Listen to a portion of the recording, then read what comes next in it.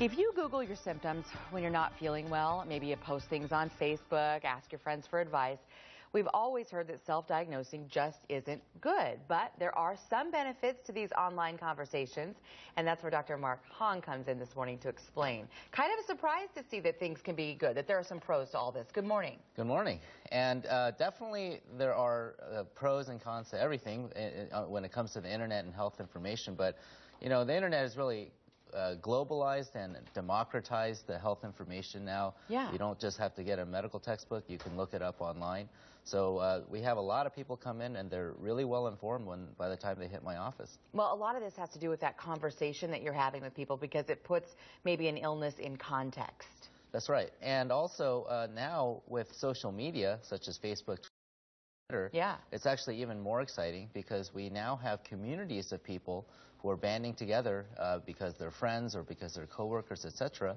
And it provides a little bit extra reassurance that the information they're giving out is something reliable. We talk so often about the importance of getting a second opinion from a physician. The good thing about this is that you can get on social media, Facebook, Twitter, and ask questions. And I would imagine it helps with the list of questions we would take into someone like you.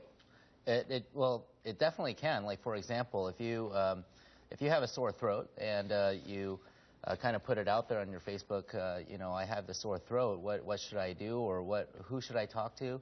Somebody who had a sore throat last week might be like, oh, well, my doctor told me to do this, or go to this doctor, and that recommendation is just a little bit more reliable Sure. because it's somebody who you know. Yeah. Similar to that person saying, go to this restaurant because I've been there, or go see this movie because I loved it. It's a similar type of thing. We'll talk about some of the cons because having just had a baby, my doctor told me to stay away from the internet because I don't know about you, I'm one of those people who goes nuts. Like, do I have this? Do I have that? So I did, and that's part of what this is about.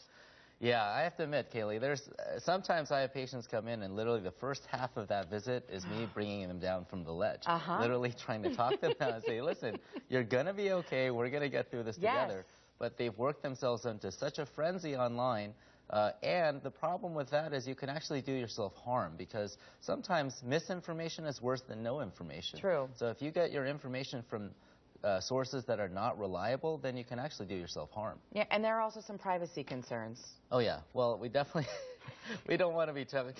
Sore throat is fine. Talking about your latest, you know, private issue. I was wondering how far you were going to go with that. Just sitting here in silence, just seeing how you're going to do with that. Well, if you had a visit from, you know, Mr. for example, then, you know, we don't, that can stay as your private friend.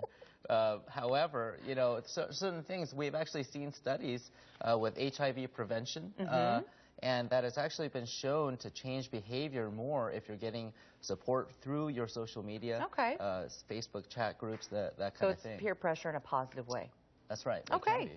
Well, Dr. Mark Hong, thanks for being here. Loving the bow tie this morning. Thanks, Kaylee. You bet.